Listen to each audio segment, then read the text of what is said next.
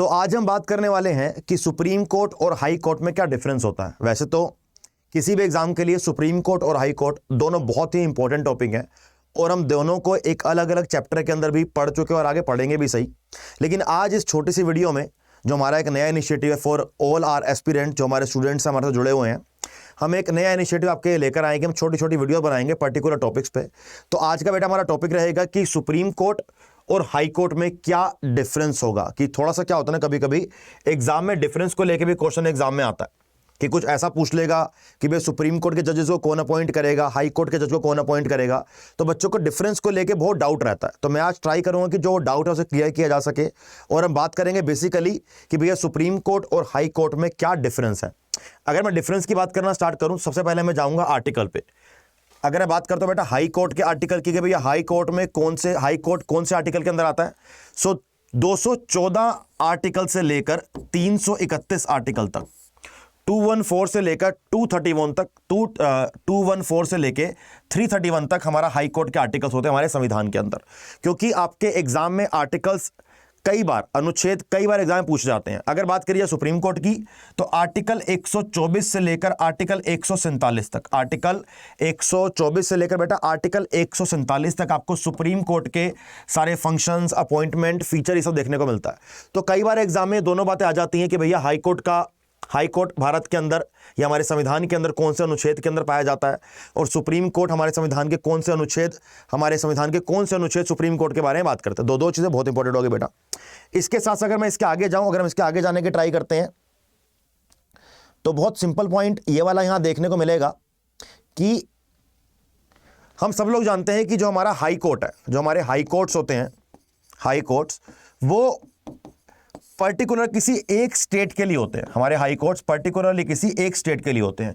लेकिन हमारे संविधान के अंदर ये प्रावधान दिया गया है कि ये एक से ज्यादा स्टेट, यानी कि मोर देन वन स्टेट, ये मोर देन वन स्टेट भी हो सकते हैं। मतलब एक ही हाई कोर्ट एक से ज्यादा स्टेट के रूल्स को, प्रॉब्लम्स को, केसेस को सुनेगा। जैसे हरियाणा और पंजाब का आप एक एग्जांपल ले सकते हैं, ठीक है। हरियाणा और पंजाब का हाई कोर्ट सिमिलर और दोनों स्टेट के लिए एक हाई कोर्ट बनाया गया है। तो यहां पर बेटा हम इसका एग्जांपल एक ले सकते हैं। इसके साथ साथ हमारे भारत में टोटल कितने हाई कोर्ट है? हमारे भारत में अभी प्रेजेंटली टोटल 25 हाई कोर्ट्स हैं। दिल्ली एक ऐसी यूनियन टेरिटरी है जिसका अपना एक हाई कोर्ट है। दिल्ली के अलावा किसी भी यूनियन टेरिटरी का अपना कोई हाई कोर्ट नहीं है। लेकिन क्वेश्चन उठ के ये आता है कि सर जम्मू कश्मीर को एक टेरिटरी बना दिया गया, यूनियन टेरिटरी बना दिया गया है। पहले जम्मू एंड कश्मीर एक स्टेट था, उसको तोड़कर दो चीजों में डिवाइड किया गया है, जम्मू कश्मीर और लद्दाख की यूनियन टेरिटरी के अंदर, ठीक है। लेकिन अब दोनों यूनियन टेरिटरी को एक ही हाई कोर्ट कैटर कर रहा है और Jammu and Kashmir and Ladakh high court के नाम से एक हाई कोर्ट बनाया गया है दो यूनियन टेरिटरी के लिए। अभी तक जो गवर्नमेंट की नोटिफिकेशन है, हमें सिर्फ यही देखने को मिलता है कि भैया दिल्ली ऐसा एक यूनियन टेरिटरी है जिसके पास अपना हाई कोर्ट है। लेकिन अगर लॉजिकली देखा जाए तो लद्दाख और जम्मू एंड कश्मीर दोनों यूनियन टेरिटरी के पास अपना एक हाई कोर्ट है। तो अब एक बोला जाए, दो बोले जाए या तीन बोला जाए, इसको लेके बहुत ज्यादा कंफ्यूजन है, जिसको हमारी गवर्नमेंट, हमारी सरकार किसी ना किसी दिन बहुत जल्दी क्लियर कर देगी, राइट। इसी के साथ साथ बेटा अगर बात करता हूं कि सुप्रीम कोर्ट के बारे में बात करी जाए तो हमारे भारत के अंदर सिर्फ एक सुप्रीम कोर्ट है, क्योंकि ये सर्वोच्च न्यायालय है। सर्वोच्च न्यायालय क्या है भैया? ये इसे बोलते हैं सर्वोच्च न्यायालय। हमारे देश का सुप्रीम कोर्ट कहां पर स्थित है? दिल्ली में स्थित है। लेकिन ऐसा नहीं है, देखो वैसे तो जो सुप्रीम कोर्ट की बिल्डिंग है वो दिल्ली में है, लेकिन कभी कभी ऐसे केसेस में सुप्रीम कोर्ट के केसेस कहीं किसी और स्टेट के अंदर भी सुने जा सकते हैं। वो डिसाइड करेंगे भैया आपने वो चीज करनी है कि नहीं करनी। लेकिन प्रेजेंटली जो सीट है सुप्रीम कोर्ट की वो दिल्ली में है। लेकिन ये भी प्रोविजन हमारे संविधान के अंदर दिए गए हैं कि हम सुप्रीम कोर्ट के केसेस किसी और जगह पर, किसी और स्टेट में, किसी और बिल्डिंग में, जहां पर हमारी प्रॉब्लम सोल्व हो सके वहां पर हम कर सकते हैं। लेकिन वैसे सुप्रीम कोर्ट हमारा दिल्ली के अंदर है, राइट। इसके साथ साथ हमारे अभी सुप्रीम कोर्ट का हेड कौन होता है? सुप्रीम कोर्ट का हमारा हेड होता है चीफ जस्टिस ऑफ इंडिया, ठीक है भैया। इस टाइम पे हमारा कौन है? D Y Chandrachud is our present chief justice of India. ये तो कुछ बेसिक सी बातें हो गई। मैं थोड़ा सा और डीप जाना चाहूंगा जिससे कि आपके एग्जाम को लेते हुए आपकी प्रॉब्लम ज़्यादा इजीली, ज़्यादा अच्छे से कवर हो सके। अगर मैं इसकी बात करूं, ये टेबल की बात करूं, अगर आप ये टेबल को रट लोगे, अगर आप इस टेबल को सीख लोगे, तो एक बात तो क्लियर है कि आपके एग्जाम में कोई भी क्वेश्चन आएगा ना, वो इस टेबल से बाहर नहीं आता। तो आपने ट्राई करने का, आपने इस टेबल को समझ लेना अच्छे से। ट्राई करते पहले कि पहले बात करेंगे हाई कोर्ट की, फिर बात करेंगे बेटा सुप्रीम कोर्ट की। अगर मैं हाई कोर्ट की बात करूं तो हाई कोर्ट का ज्यूरिसडिक्शन जो होता है, हाई कोर्ट का ज्यूरिसडिक्शन अपने सिर्फ स्टेट पे होगा। जो हाई कोर्ट है हमारा, उसका ज्यूरिसडिक्शन का मतलब क्या होता है कि वो कौन से केसेस सुन सकता है। तो हाई कोर्ट अपने एक स्टेट के केस सुनेगा। आप उसके स्टेट का मानो कि दिल्ली का हाई कोर्ट है तो दिल्ली का हाई कोर्ट दिल्ली के केसेस सुनेगा। अगर कोई आपका तमिलनाडु का हाई कोर्ट है तो तमिलनाडु के केस सुनेगा। आंध्र प्रदेश का हाई कोर्ट आंध्र प्रदेश के केस सुनेगा। ऐसा नहीं होता कि वो किसी और दूसरे बड़े केस के लिए कोई रूलिंग नहीं दे सकते हैं। रेयर केस में वो किसी एक पर्टिकुलर लॉ को नल एंड वॉइड साबित भी कर सकते हैं, लेकिन हर हाई कोर्ट की एक ज्यूरिसडिक्शन की लिमिट होती है। तभी अलग अलग स्टेट के अलग अलग हाई कोर्ट्स बनाए गए हैं कि वो अपने स्टेट की प्रॉब्लम को एक हाई कोर्ट सुने, उच्च न्यायालय। हाई कोर्ट की हिंदी होती है बेटा उच्च न्यायालय। उसके साथ साथ अगर मैं सुप्रीम कोर्ट यानी कि सर्वोच्च न्यायालय की बात करूं तो सर्वोच्च न्यायालय पूरे कंट्री के, सर्वोच्च न्यायालय सारी कंट्री के, ऑल ओवर द कंट्री, पूरी कंट्री के केसेस सुन सकता है। यानी कि भैया अगर बोला जाए कि हाई कोर्ट स्टेट के एडमिनिस्ट्रेशन करेगा तो सुप्रीम कोर्ट कंट्री का एडमिनिस्ट्रेशन करेगा। मतलब पूरी कंट्री, पूरी हमारे देश के, पूरे इंडिया के केसेस सुप्रीम कोर्ट सुनता है। सुप्रीम कोर्ट की कोई लिमिट नहीं है, सुप्रीम कोर्ट की कोई लिमिट नहीं होगी। Very important question according to your exam की अपॉइंटमेंट कैसे होती है, कि हाई कोर्ट के जजेस को कौन अपॉइंट करेगा।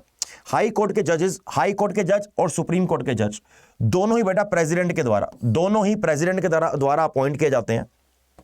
लेकिन जब हम हाई कोर्ट के जजेस को अपॉइंट कर रहे हैं तो प्रेसिडेंट अपॉइंट करेगा और कंसल्ट करेगा चीफ जस्टिस ऑफ इंडिया से। किससे करेगा बेटा? एक वो कंसल्ट करेगा चीफ जस्टिस ऑफ इंडिया से, एक वो कंसल्ट करेगा chief justice of concern state. मानो कि दिल्ली के अंदर हमें कोई हाई कोर्ट के जजेस को अपॉइंट करना है तो अपॉइंट तो प्रेसिडेंट ही करेगा, लेकिन वो कंसल्ट करेगा, सलाह मशवरा करेगा चीफ जस्टिस ऑफ इंडिया से। साथ साथ दिल्ली के हाई कोर्ट का जो स्टेट का चीफ जस्टिस है, क्योंकि हर हाई कोर्ट को हेड कौन करेगा? हाई कोर्ट को हेड करता है chief justice of concern state, यानी कि जो उस स्टेट के हाई कोर्ट का चीफ जस्टिस होगा। तो एक तो चीफ जस्टिस ऑफ इंडिया से और साथ साथ chief justice of concern state, दोनों से सलाह मशवरा लिया जाएगा, कंसल्ट किया जाएगा और उसी स्टेट के गवर्नर से भी सलाह मशवरा कंसल्टेशन ली जाएगी। वही बात करोगे सुप्रीम कोर्ट के जजेस कैसे अपॉइंट होंगे, तो ये सुप्रीम कोर्ट के जज बेटा प्रेसिडेंट अपॉइंट करता है इन कंसल्टेशन विद द जजेस of supreme court and high court. President का काम है हाई कोर्ट और सुप्रीम कोर्ट के जजेस को अपॉइंट करना। जब ये सुप्रीम कोर्ट के जजेस को अपॉइंट करेगा तो भैया ये कंसल्ट करेगा किसके साथ? सुप्रीम कोर्ट के जजेस के साथ। लेकिन अगर उसको लगता है कि जरूरत है तो वो हाई कोर्ट के जजेस के साथ भी कंसल्टेशन कर सकता है। ये प्रेसिडेंट का अपना हक है। ठीक है भैया, ये 2 पॉइंट हमारे क्लियर हो गए कंसल्टेशन के। Next is age. ये एज रिटायरमेंट की एज, अपॉइंटमेंट की नहीं है, ये रिटायरमेंट की एज है। ये एज बेटा रिटायरमेंट की है कि हाई कोर्ट के जज कब रिटायर होते हैं भैया? 62 ईयर्स की एज में। हाई कोर्ट के जजेस की जो रिटायरमेंट एज है वो 62 ईयर्स है। वहीं पर सुप्रीम कोर्ट के जजेस की रिटायरमेंट एज क्या है? 65 ईयर्स। ये क्वेश्चन एग्जाम में कई बार आता है और बच्चे कंफ्यूज हो जाते हैं कि भैया हाई कोर्ट की एज है 62 साल और सुप्रीम कोर्ट की बेटा एज है 65 साल, कि अगर कोई जज 65 साल का हो जाएगा और वो सुप्रीम कोर्ट का जज है तो उसको अपनी गद्दी को, अपनी सीट को छोड़ना पड़ेगा। उसके बाद अगर कोई हाई कोर्ट का जज है और वो 62 साल का हो गया तो उसको हाई कोर्ट की सीट को, हाई कोर्ट की गद्दी को, नौकरी को छोड़ना पड़ेगा। हाई कोर्ट को हेड कौन करता है भैया? Headed by chief justice of state. और सुप्रीम कोर्ट को हेड कौन करेगा? सुप्रीम कोर्ट को हेड करेगा chief justice of India.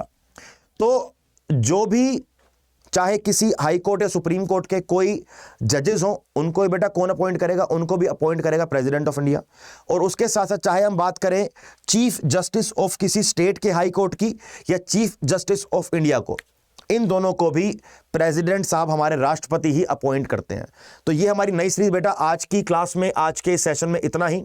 I am sure कि आपको आज का सेशन पसंद आया होगा और मैं आपको यही बोलना चाहूँगा कि अगर आपको लगता है कि हमें ऐसी वीडियो और बनानी चाहिए, छोटे छोटे कॉन्सेप्ट्स के साथ, तो आप कमेंट बॉक्स में ज़रूर बताइए कि ऐसी वीडियो को हमें कंटिन्यू करना चाहिए या नहीं करना चाहिए। तब तक के लिए मेरे दोस्त, all the very best, take care and जय हिंद।